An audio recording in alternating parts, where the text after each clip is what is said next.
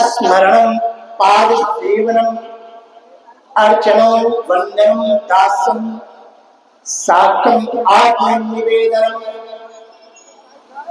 भगवान के पास जाने का 9 मार्ग है।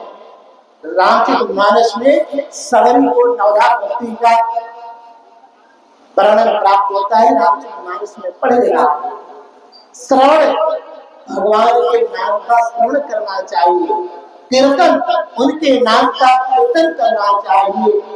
उनके नामों का स्मरण करना चाहिए और उनके नाम का सुनना चाहिए। भगवान के श्री चरणों का पाद सेवन, उनके पाद पद्मों की सेवा करना चाहिए। अर्चनम, उनकी आरती करना चाहिए।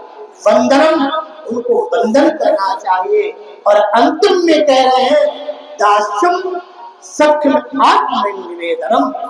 जो कुछ आपके पास है, चाहे धन हो, चाहे स्त्री हो और चाहे पुत्र हो, भगवान को सब समर्पित कर दो।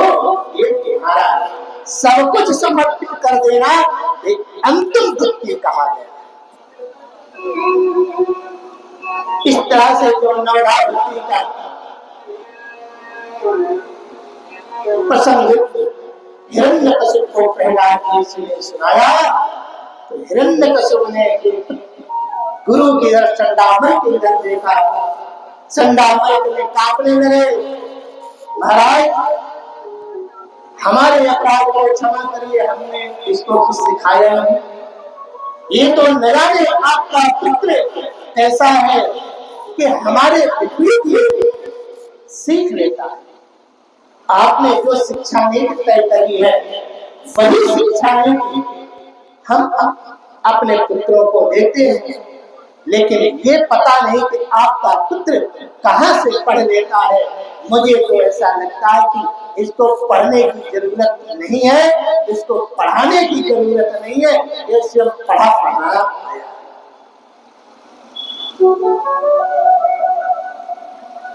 प्रहलाद जी ने कहा, पिताजी आप सेवकों को क्यों मार पीट रहे थे?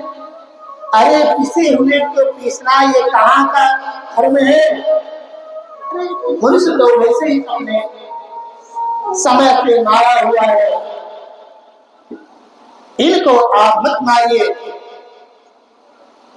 आपने जो मुझसे पूछा है वही सत्य मैंने बात आपको बताई है। मैं तो ये कहता हूँ कि सारे संसार के काम को छोड़ करके भगवान कृष्ण के भक्ति में लग गया है। हिरण्यकशिप मारे क्रोध मारे अंधा हो गया, तुरंत उसने गदा उठाई। अब प्रहलाद एक हाथ से पकड़ करके जमीन पर रोष के मारे उसके नेत्र लाल हो गए। तुरंत मारो मारो मार डालो, ये विष्णु की पूजा करता है, हमारा शत्रु का नाम लेता है।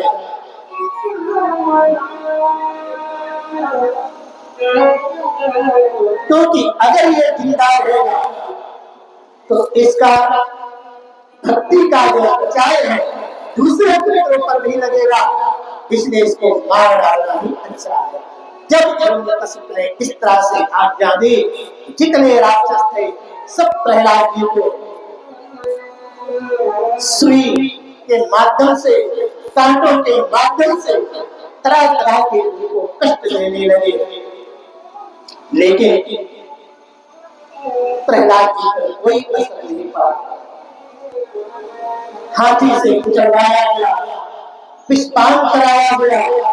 जब किसी तरह से प्रहलाद के ऊपर कोई असर ना हुआ, तब हिरण्यकशिपु का चेहरा उदास हो गया, मुरझा गया। चंडामर ने कहा, अरे महाराज आप चक्रवर्ती सम्राट हैं, आपने बड़े बड़े दैत्यों पर विजय प्राप्त की है और छोटे से ये प्रहलाद की पर अपना प्रयोग कर रहे हैं। अरे बालक में बुद्धि कभी बिगड़ जाती है, एक बार उसको और आज्ञा को देंगे, हो सकता है इस बार ले जाए और ये समझ जाए। बोले ठीक ले जाओ। लेकिन ध्यान रखना इनकी बुद्धि बिगड़ने ना पाए। अब इस बात प्रहलाद आए, जितने प्रहलाद जी के मित्र थे प्रहलाद जी के पास आ गए और प्रहलाद जी से पूछे, मित्र ये बताओ कि जो आचार्य गुरु तुम्हें पढ़ाते हैं वही हमें भी पढ़ाते हैं,